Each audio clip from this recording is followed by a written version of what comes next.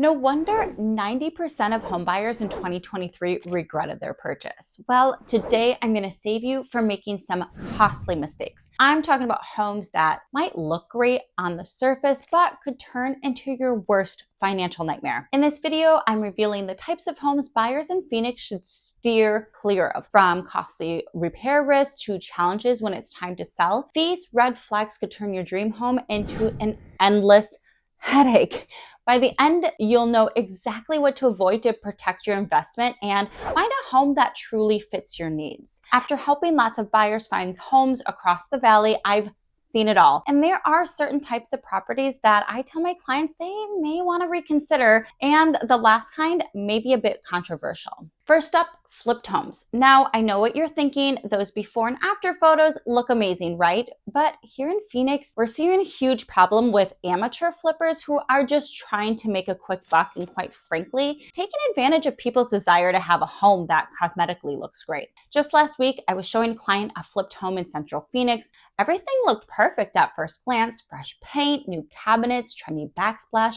But then we noticed the signs: uneven tile work, gaps in the baseboards, and cabinets that didn't quite fit the space. Here's the thing about flips in Phoenix. If you can spot problems with the cosmetic work, imagine what's hiding behind those freshly painted walls. Many flippers focus on cosmetic fixes to turn a quick profit. It's the cheaper and easier part after all. But this often means leaving you with subpar workmanship or neglected big ticket items like a roof or HVAC system. So my rule of thumb, always check when the flip was completed. If it's under 2 to 3 months, that's a red flag. Whether permits were pulled for major work, the LLC's history of flips in the area, and the quality of materials used. One trick I recommend: looking at Zillow or ask your agent to pull the MLS for previous listings. You may be able to see what things were done to be able to compare. Next on our list, homes that back up to major roads or highways.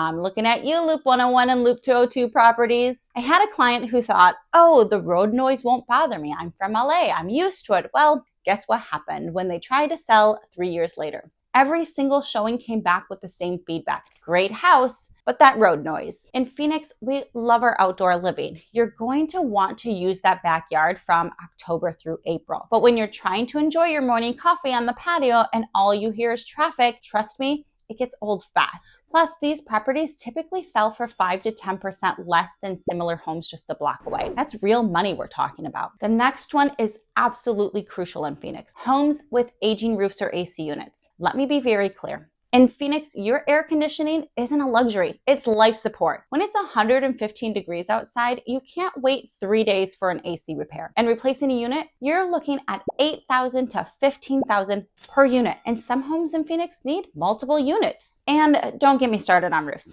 Insurance companies are getting stricter by the day. I've seen multiple deals fall apart because insurance wouldn't cover a home with a 15-year-old roof. In Phoenix, that brutal sun ages everything faster. So if a home inspection reveals an aging roof or AC, you may want to consider. Now, let's talk about homes near power lines. Those big transmission towers you see crossing the valley, the homes nearby might seem like a good deal, but there's a reason for that lower price tag. Besides the obvious aesthetic issues, these properties face more difficult resale, often have EMF concerns, can be harder to insure, and may have restrictions on improvements. While the science is still debated, homes near power lines often stay in the market longer and sell for less. It's just a risk many buyers just don't want to take. Here's one that might surprise you: homes directly next to schools. Now, being in a good school district, that's great. But being right next to the school, that's a different story. In Phoenix, where we carpool and drive everywhere, you're dealing with heavy traffic twice a day, noise during recess and events, weekend activities, and parking issues during school events. Living near a school can sound convenient, but this could make it harder to sell if the future buyer isn't a fan of school zones. If you love peace and quiet, I'd stay clear of properties near schools. Okay,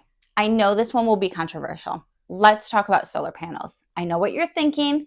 We're in Phoenix. Solar makes perfect sense, right? Well, not so fast. Now, before you hate on me, I have owned 2 homes now that have had solar. In fact, my current home has solar. However, I have seen far too often where it makes no sense at all for the home to have solar, or the contract is absolutely trash. So unless the solar system is owned outright, these homes can be a massive headache. And here's why. Solar leases often add 100 to 200 or more to your monthly payment. That still leaves you with an APS or SRP bill. They also make resale complicated, can make roof repairs extremely expensive, and you still may not own it at the end of the lease. Now, there are also loans that seem like the solar is owned outright, but you as the buyer still have to take over these payments. If you do find a home that you love with solar panels, really evaluate the contract to see if you fully own it at the end of the contract. Look at the electric bills of the current owners compared to your current usage, and most importantly, calculate if there is actually a savings given the 2 payments you now have. Look, buying a home is likely the biggest investment you'll ever make. Don't let the pressure of our market push you into buying a property with these red flags. Drop a comment below if you had experiences with any of these types of properties. I'd love to hear your stories. And if you'd like to learn more about top neighborhoods in Phoenix, be sure to check out these 2 videos.